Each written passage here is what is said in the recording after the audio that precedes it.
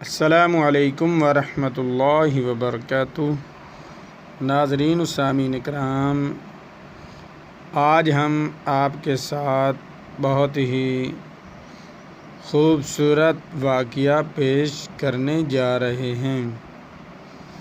یہ ایک درویش کا واقعہ ہے جس کے پاس ہر بات کا، ہر سوال کا جواب موجود ہوتا ہے۔ تو آج کی اس ویڈیو کا نام ہے میں خوش کیوں نہیں ہوتا۔ میں خوش کیوں نہیں ہوتا۔ بہت ہی زبردست ویڈیو ہے، آپ مکمل ویڈیو سماعت کریں اور اس سے لطف اندوز ہوں، کیونکہ اس میں بہت ہی سبق آموز کہانی ہے۔ ایک درویش کے پاس ہر سوال کا جواب ہوتا تھا اور اس کی شہرت 400 میل پھیل چکی تھی۔ علاقے کے ایک تاجر صرف ایک سوال کا جواب چاہتا تھا۔ اس کا سوال یہ تھا کہ میں خوش کیوں نہیں ہوں۔ میں خوش کیوں نہیں ہوں۔ وہ 5 لفظوں کے اس سوال کی پوٹلی اٹھا کر درویش کی تلاش میں نکل کھڑا ہوا۔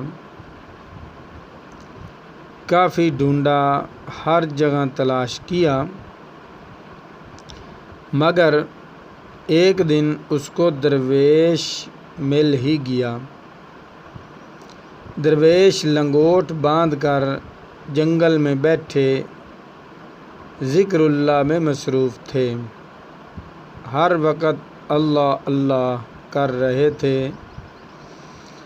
اللہ دیاں ضرباں لائی جا تے جویں مندا یار منائی جا، تینوں میں اکو کم دی گل دساں، سونے تے درود پہنچائی جا۔ تو درویش ذکر اللہ میں مصروف تھا، تو تاجر نے اس کے ساتھ سلام کیا۔ حال احوال پوچھنے کے بعد تاجر نے سوال کیا کہ میں خوش کیوں نہیں ہوں۔ جب درویش نے یہ سوال سنا، کہکا لگایا اور اس سے پوچھا، تمہارے پاس سب سے قیمتی ترین چیز کون سی ہے؟ تاجر نے جواب دیا، میرے پاس نیلے رنگ کا ایک نایاب ہیرا ہے۔ درویش نے پوچھا، تم نے یہ ہیرا کہاں سے لیا تھا؟ تاجر نے جواب دیا، یہ ہیرا میری 3 نسلوں کی کمائی ہے۔ میرے دادا حضور جو کماتے تھے وہ اس سے سونا خرید لیتے تھے۔ دادا اپنا سونا میرے باپ کو دے گئے۔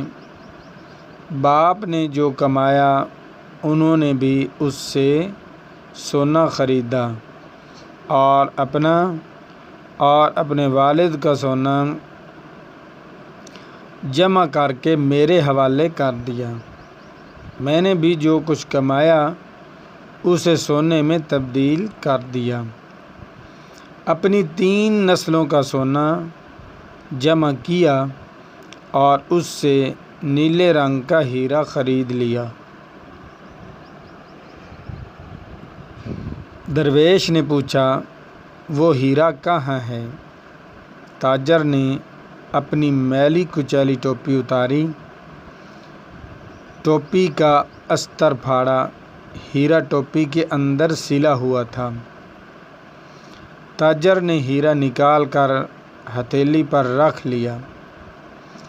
ہیرا واقعی بہت خوبصورت اور قیمتی تھا۔ ہیرا دیکھ کر درویش کی آنکھوں میں چمک آ گئی۔ انہوں نے تاجر کی ہتھیلی سے ہیرا اٹھایا اور اپنی مٹھی میں بند کیا اور ہیرا لے کر دوڑ لگا دی۔ تاجر کا دل ڈوب گیا۔ اس نے جوتے ہاتھ میں اٹھائے اور درویش کو گالیاں دیتے ہوئے ان کے پیچھے دوڑ پڑا۔ درویش آگے تھا، تاجر اس کے پیچھے تھا، اس کو گالیاں اور اس کو بد دعائیں دے رہا تھا اور درویش کے پیچھے پیچھے بھاگ رہا تھا۔ ان دونوں کے دائیں بائیں گھنا جنگل تھا۔ درویش بھاگتے چلے گئے اور تاجر ان کے پیچھے دیوانہ وار بھاگتا رہا۔ یہ لوگ صبح سے شام تک بھاگتے رہے، یہاں تک کہ جنگل کے ایک حصے میں پہنچ کر درویش رکے اور ایک برگد کے درخت پر چڑھ گئے۔ اب صورتحال یہ تھی، درویش درخت کے اوپر بیٹھے تھے، ہیرا ان کی مٹھی میں تھا۔ تاجر الجھے ہوئے بالوں، پھٹی ہوئی ایڑیوں اور پسینے میں شرابور جسم کے ساتھ درخت کے نیچے کھڑا تھا۔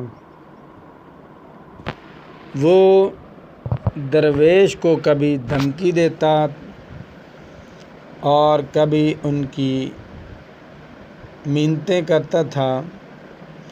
وہ درخت پر چڑھنے کی کوشش بھی کرتا تھا، لیکن درویش درخت کی شاخیں ہلا کر اس کی اس کوشش کو ناکام بنا دیتا تھا۔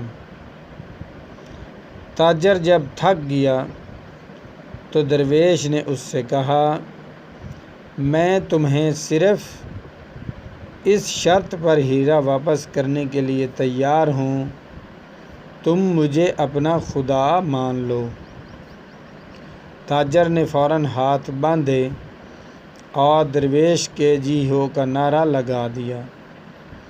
درویش نے مٹھی کھولی، ہیرا چٹکی میں اٹھایا اور تاجر کے پیروں میں پھینک دیا۔ تاجر کے چہرے پر چمک آ گئی۔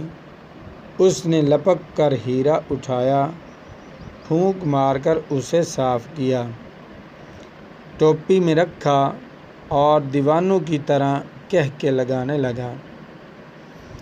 درویش درخت سے اترے، تاجر کے کندھے پر ہاتھ رکھا اور فرمایا، ہم صرف اس وقت خوش ہوتے ہیں جب ہمیں کھوئی ہوئی نعمتیں واپس ملتی ہیں۔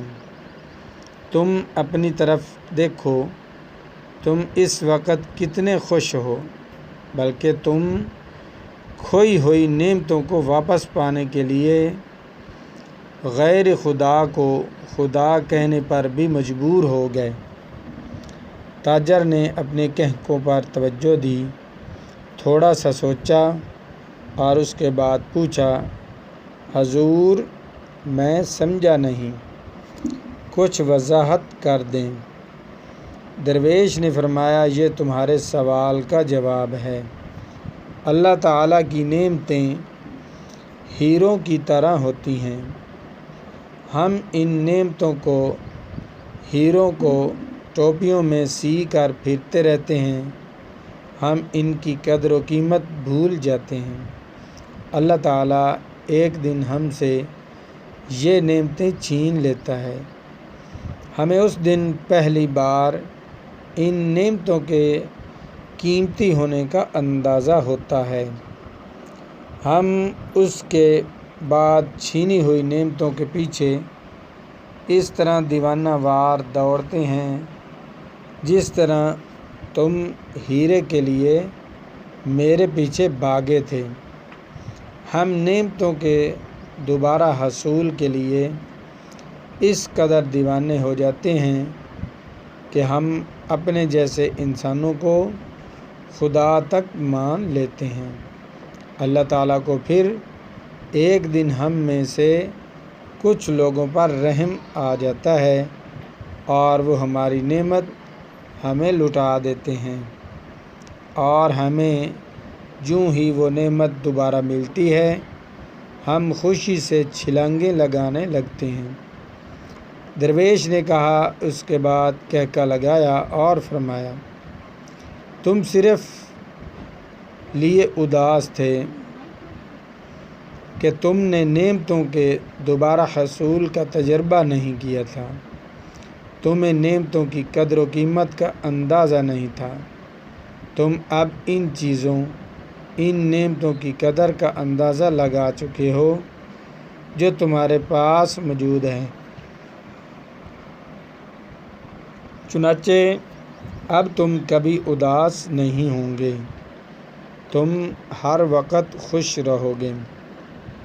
تو ناظرین و سامعین کرام، یہ واقعہ آپ کے ساتھ شیئر کرنے کا مقصد یہ ہے کہ اگر ہم سے کوئی نعمت چھن جائے تو ہمیں اس کے دوبارہ حصول کے لیے، اس کو دوبارہ حاصل کرنے کے لیے کسی کو خدا نہیں ماننا چاہیے، وہ چاہے جس طرح مرضی آپ کو ستائے، تنگ کرے، جو مرضی کرے، لیکن ہمیں انسانوں میں سے کسی کو بھی خدا نہیں ماننا چاہیے۔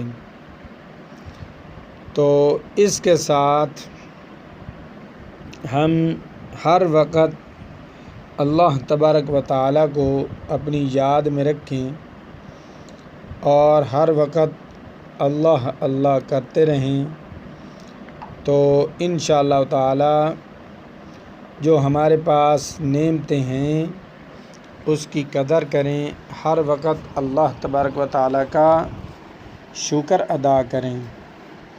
ایک واقعہ مجھے یاد آیا کہ پہلے زمانے میں ایک بادشاہ تھا، اس نے چوک کے اندر اپنی تصویر لگا دی اور کچھ لوگ بھی اس کے ساتھ مقرر کر دیے، اور اپنے دربانوں سے کہا کہ یہاں سے جو بھی آدمی گزرے تو اس کو کہنا کہ یہ جو بت کھڑا ہے اس بت کے نام پر کچھ دے کر جاؤ۔ ہر انسان کو جلدی تو ہوتی ہے جانے کی، تو جو بھی آتا وہ کچھ نہ کچھ دیتا اور نکل جاتا۔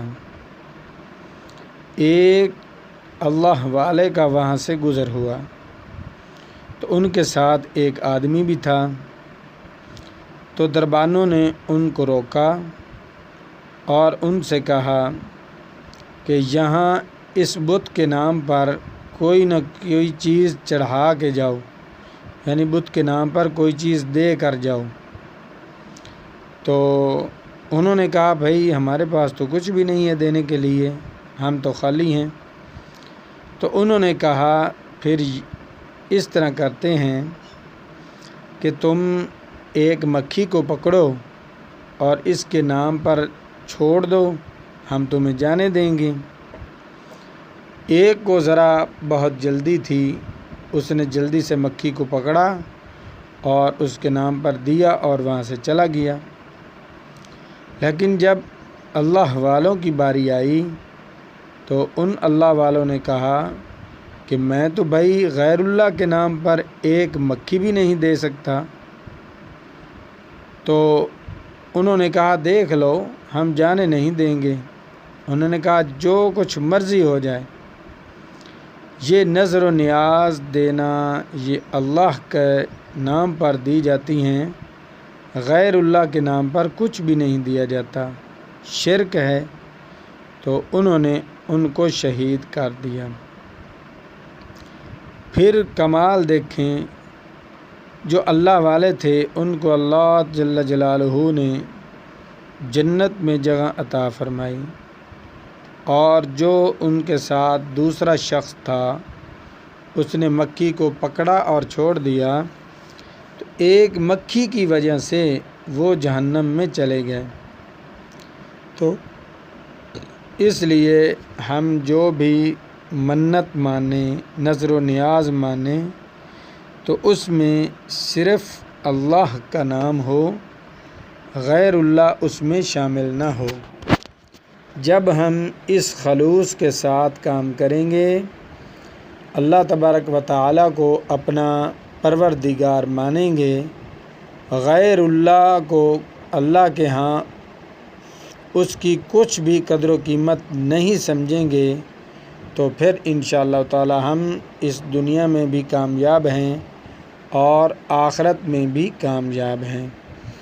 انشاءاللہ تعالی میں امید کرتا ہوں کہ آج کی میری یہ ویڈیو آپ کو بہت پسند آئی ہوگی۔ اگر آپ کو ہماری ویڈیو پسند آتی ہے تو برائے مہربانی کر کے ہمارے چینل کو لازمی سبسکرائب کر دیں، ویڈیو کو لائک کر دیں اور دوستوں کے ساتھ شیئر کر دیں، اور بیل آئیکن کو دبا دیں تاکہ ہماری اس طرح کی نئی نئی ویڈیو آپ تک بآسانی پہنچتی رہے۔ ملتے ہیں نئی ویڈیو کے ساتھ۔ اللہ حافظ۔